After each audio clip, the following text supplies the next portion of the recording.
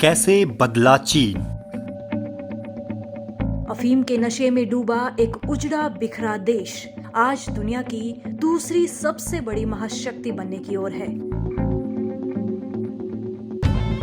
चीन के इस काया पलट की अगुवाई करने वाली चीन की कम्युनिस्ट पार्टी ने जुलाई की पहली तारीख को अपने गठन के 100 साल पूरे कर लिए हैं।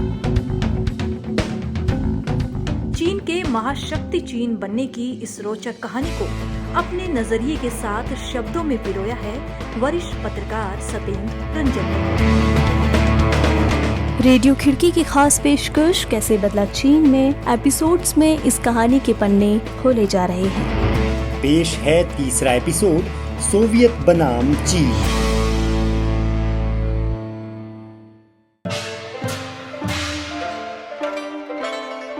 पूर्व सोवियत संघ और चीन की कम्युनिस्ट पार्टियों में 1960 के दशक में हुआ अलगाव विश्व साम्यवादी आंदोलन के लिए ऐसा झटका साबित हुआ जिससे वह कभी उबर नहीं पाया।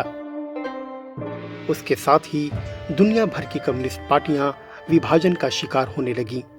मसलन भारत में भारतीय कम्युनिस्ट पार्टी के बंटवारे की पृष्ठभूमि में भी यही घटनाक्रम था, जिसके परिणाम स्वरूप पहले भारत की कम्युनिस्ट पार्टी मार्क्सवादी और बाद में भारत की कम्युनिस्ट पार्टी मार्क्सवादी लेनिनवादी अस्तित्व में आई। चीन और सोवियत कम्युनिस्ट पार्टियों के अलगाव का एक नतीजा यह भी हुआ कि जो देश अपने को कम्युनिस्ट कहते थे उनके बीच खेमेबंदी हो गई। हालात यहाँ तक पहुँचे कि 1970 का दशक आते आते चीन की कम्युनिस्ट पार्टी ने सोवियत संघ को सामाजिक साम्राज्यवादी घोषित करते हुए उसे दुनिया के लिए मुख्य खतरा बता दिया। उसी राजनीतिक लाइन के कारण अमेरिका के साथ चीन के संबंध बेहतर होते गए। वैश्विक शक्ति संतुलन के उस विभाजन के बीच सोवियत संघ को और भी ज्यादा संसाधन हथियारों की होड़ में झोंकने पड़े। उसी दौर में उसने अफगानिस्तान में फौज भेजने जैसे दुस्साहसिक कदम उठाए। इन सब की भी सोवियत संघ के विखंडन में भूमिका रही। लेकिन मूल प्रश्न ये है कि आखिर वो अलगाव क्यों हुआ। इस बारे में दुनिया भर के कम्युनिस्ट विचारकों की अपने अपने रुझान के मुताबिक समझ रही है। बहरहाल अगर हम एक दूरी से वापस उस दौर के घटनाक्रम पर नजर डालें तो जो ग्रेट डिबेट छिड़ी उसकी जड़ें शास्त्रीय मार्क्सवाद के भीतर तलाश सकते हैं।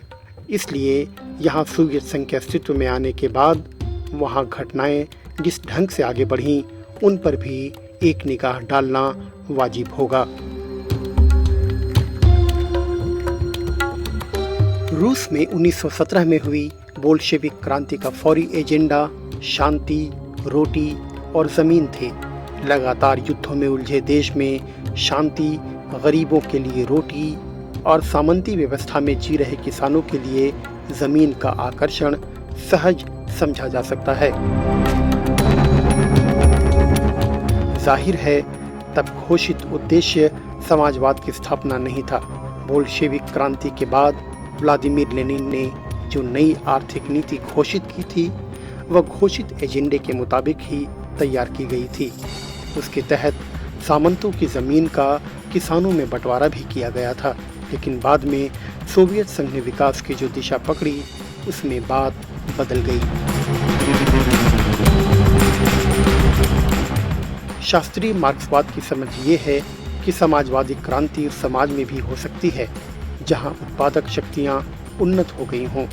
इसका व्यावहारिक अर्थ है कि ऐसा उसी समाज में हो सकता है जो सामंतवाद से निकलकर औद्योगिक पूंजीवाद में पहुंच गया हो और जहां अब मुख्य वर्गीय अंतर्विरोध औद्योगिक पूंजी और श्रम के बीच हो। जब रूस में बोल्शेविक क्रांति हुई तब वह मोटे तौर पर सामंतवादी देश था। पूंजीवाद का उदय अभी प्रारंभिक अवस्था में था। लेकिन CPSU यानी communist party of Soviet union ने नए बनने वाले देश का नाम union of Soviet socialist Republic रखा। जब एक बार क्रांति के बाद बनी व्यवस्था स्थिर हो गई तो औद्योगिक व्यवस्था के विकास की मुहिम छेड़ दी गई। ऐसी किसी व्यवस्था के लिए अतिरिक्त पूंजी और श्रम की जरूरत होती है। एक देश जो साम्राज्यवाद या उपनिवेशवाद के रास्ते पर ना चल रहा हो, उसे ऐसा अतिरिक्त मूल्य देश के अंदर ही जुटाना पड़ता है। सोवियत संघ में कृषि और किसानों से इसे हासिल करने की कोशिश की गई। इस क्रम में किसानों के विरोध का सामना नवोदित व्यवस्था को करना पड़ा। पश्चिमी मीडिया में जिसे सोवियत संघ में दमन की कहानी बताया जाता है, असल में वह इसी नई सोच और विकास नीति से उपजे सामाजिक अंतर्विरोधों का परिणाम थी। चीन में जब सुन यात सेन की मृत्यु के बाद चियांग काई शेक ने कुओमिंतांग सरकार की बागडोर संभाली, तब तक श्रमिक वर्ग में सीपीसी की लोकप्रियता बढ़ने लगी थी। वैसे ही तब सोवियत संघ के उदय के साथ सारी दुनिया में कम्युनिस्ट विचारधारा के प्रति अद्भुत जन आकर्षण देखा जा रहा था। इससे भयभीत कुओमिंतांग शासन ने अपने अब तक के सहयोगी कम्युनिस्टों पर हमला बोल दिया। इसमें सैकड़ों कार्यकर्ताओं को गंवाने के बाद सीपीसी को दूर दराज के ग्रामीण इलाकों में पनाह लेकर वहां से नई शुरुआत करने के लिए मजबूर होना पड़ा। उसी दौर में माओ का नेतृत्व पार्टी पर स्थापित हुआ। ग्रामीण इलाकों में आधार क्षेत्र बनने के कारण माओ और सीपीसी को चीन की व्यवस्था के मूलभूत स्वरूप को बेहतर तरीके से समझने का मौका मिला। सीपीसी इस निष्कर्ष पर पहुंची कि चीन एक सामंती व्यवस्था है जो उपनिवेशवाद के प्रभाव में है। इसलिए सीपीसी ने चीन को अर्ध सामंती अर्ध औपनिवेशिक देश माना। माओ का निष्कर्ष था कि ऐसी व्यवस्था में औद्योगिक श्रमिकों को आधार बनाकर सीपीसी कहीं आगे नहीं बढ़ सकती। उनकी समझ बनी कि चीन के कम्युनिस्ट आंदोलन में किसानों की खास भूमिका होगी। उस दौर में दुनिया में जहां भी कम्युनिस्ट आंदोलन था, उसका वैचारिक केंद्र सोवियत संघ होता था। चीन की कम्युनिस्ट पार्टी ने भी शुरुआत में सोवियत नेतृत्व से सलाह और सीख ली, लेकिन अपने समाज की वस्तुगत परिस्थितियों को देखते हुए माओ ने संघर्ष का अलग रास्ता चुनने का फैसला किया। बताया जाता है कि ये बात सोवियत नेतृत्व को रास नहीं आई। हालांकि जब तक बात सिर्फ संघर्ष की थी और क्रांति बहुत दूर थी, तो ये मसला महत्वपूर्ण नहीं बना।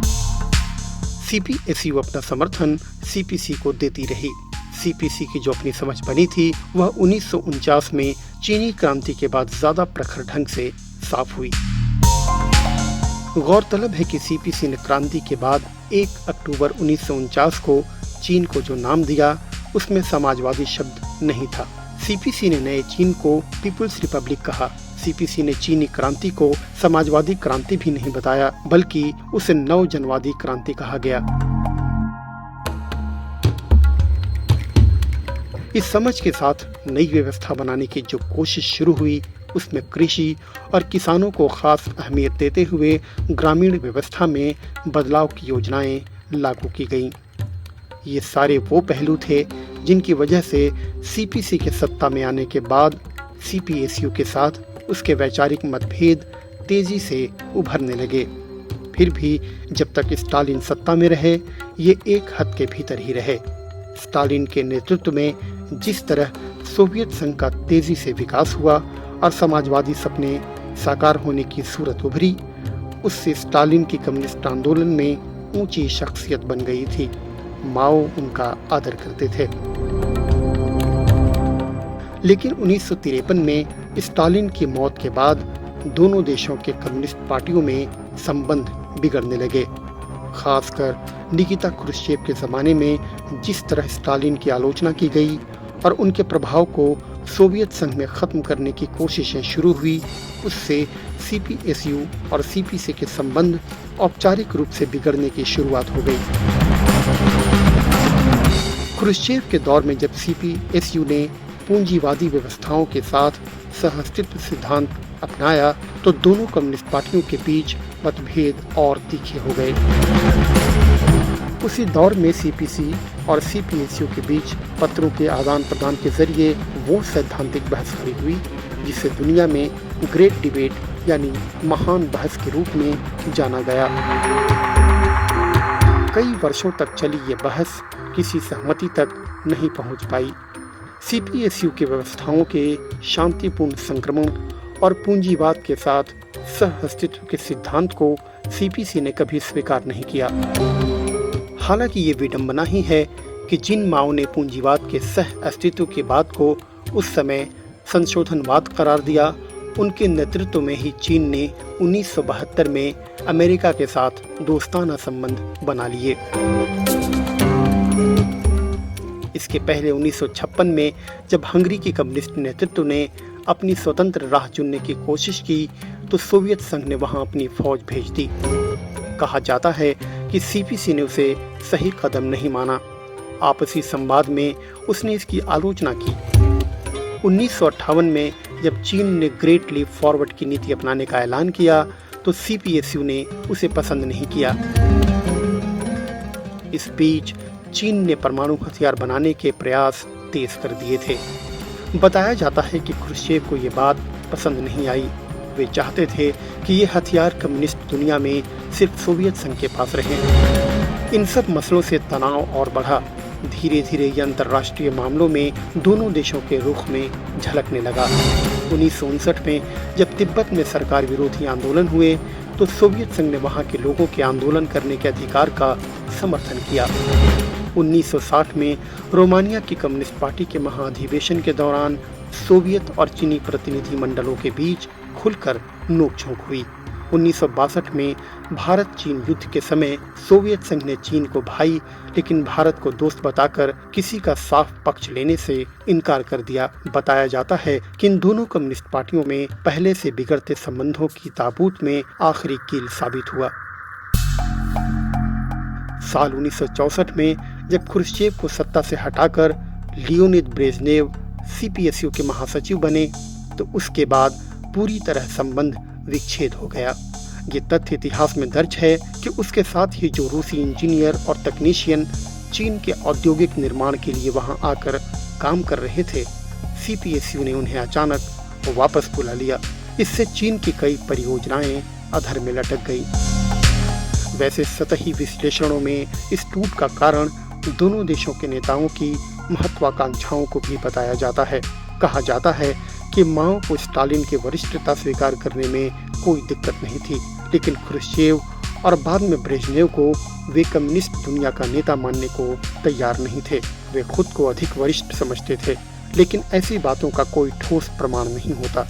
वैसे भी कम्युनिस्ट नेताओं के बारे में गैर कम्युनिस्ट देशों के मीडिया में गपशप, सुनी सुनाई और कई बार गढ़ी हुई बातों की भरमार होती है। इसलिए ऐसे सतही विश्लेषणों को कभी गंभीर चर्चा का हिस्सा नहीं बनाया जा सकता। बहरहाल तथ्य यह है कि सोवियत संघ से अलगाव के बाद चीन ने अपनी अलग राह पकड़ी। तब तक ग्रेट लीप फॉरवर्ड की नीति के खराब नतीजे भी सामने आ चुके थे। इसमें चीन और सीपीसी के भीतर नई सियासी समस्याएं भी खड़ी हो गई थीं। तब बिल्कुल नए रास्ते की तलाश में माओ ने सांस्कृतिक क्रांति का आह्वान कर दिया। ये क्रांति उनके बाकी बचे पूरे जीवन काल तक चली।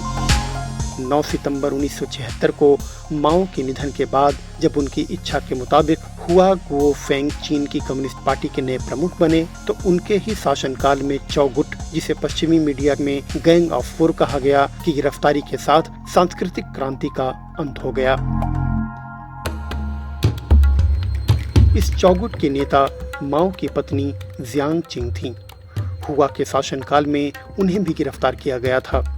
आरोप है कि सांस्कृतिक क्रांति के दौरान हुई कथित ज्यादतियां इसी चौगुट की देखरेख और निर्देशन में हुई। चूंकि जियांग माओ की पत्नी थी, इसलिए तब उनके विरोध का साहस कोई नहीं जुटा पाया। हुआ 1981 तक अपने पद पर बने रहे, लेकिन इस बीच चीनी कम्युनिस्ट पार्टी में भारी उथल-पुथल होती रही। देखते ही देखते देंग शियाओफिंग पार्टी के सर्वोच्च नेता बन गए। 1981 में हु याओबांग के सीपीसी का महासचिव बनने के साथ चीनी सत्ता प्रतिष्ठान पर माओ की विरासत का पटाक्षेप हो गया। हालांकि देंग के युग में भी सीपीसी ने माओ को कभी अस्वीकार नहीं किया, बल्कि हमेशा यही कहा गया कि चीन मार्क्स, एंगल्स, लेनिन, स्टालिन और माओ के रास्ते पर चल रहा है। वस्तुगत रूप से ये बात कितनी ठीक है, इस पर बात अगली किस्त में।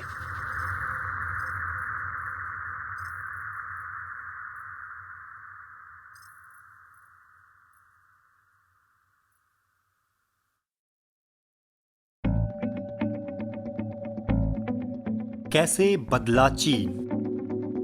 अफीम के नशे में डूबा उजड़ा बिखरा एक देश बीते दशकों में कैसे बन गया दुनिया की महाशक्ति? वरिष्ठ पत्रकार सत्येंद्र रंजन की एक पड़ताल। कैसे बदला चीन?